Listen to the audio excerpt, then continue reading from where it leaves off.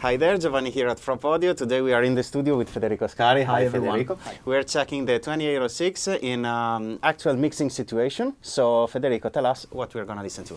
Okay, let's start compressing the kick. So first of all, the unit is in bypass, so what you're listening now is what's being sent through the unit with no processing.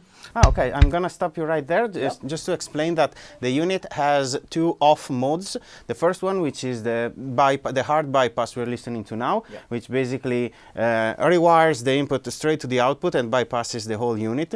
And the second one is the off, which runs the audio through the VCA, but keeping all the dynamic management idle. Yeah, so if you want to still hear the color from the unit, you should set it to off. Otherwise, if you don't want the unit to process audio at all, you should set it to bypass. So this is bypass mode. Let's turn it on. So first of all, I want to set the threshold so that the audio starts compressing.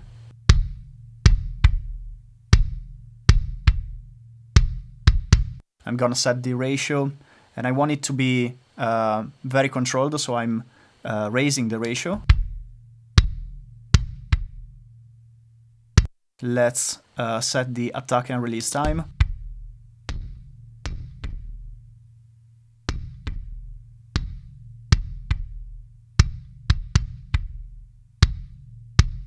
So this unit is super fast, it has very fast time constants, so if you want to have a slower time constant, you can turn on the classic mode. Otherwise, when the classic mode is not engaged, a fast attack is really going to eliminate all your transients. So I'm keeping the attack fairly slow here so that the kick transient still cuts through.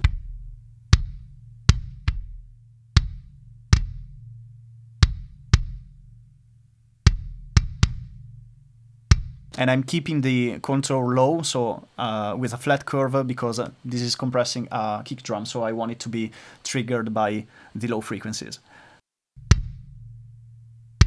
Let's listen to the unit on and off, I mean on and bypassed.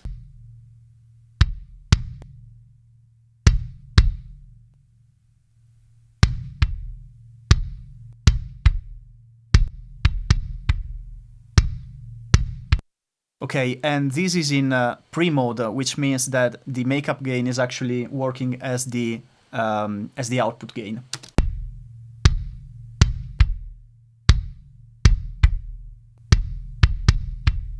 So another thing that I want to try is to have the expander act in a way that's similar to a gate, because I can hear from this track that there's some kind of room sound going on, so there's some low frequencies which are mudding the sound up. Yeah, there is a kind of a tail at the end that gets more prominent as you keep compressing, of Exactly. course. So I want to try and eliminate that with the expander. So the way this expander works is that when the audio goes below a certain threshold, it will start expanding downwards, so increasing the dynamic range. And I want to have it act in a way that really turns down the volume when the kick is not playing. So what I did right now is to change the settings of the compressor a little bit to make everything work together.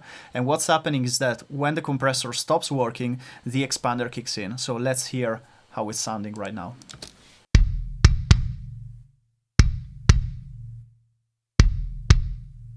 However, you can hear that it's still taking a bit of time for the expander to kick in, so you can still hear some of the tail here. Yeah, because the compressor is working a lot, so it takes more time for the compressor to reach, for the expander to reach the same threshold and to have enough operating room to do its job.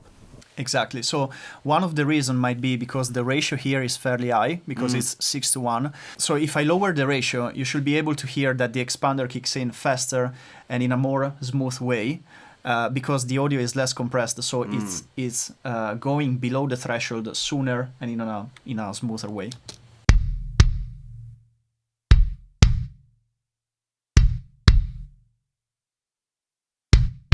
Right, and then you can, of course, change your time constants to make everything as pleasant as possible.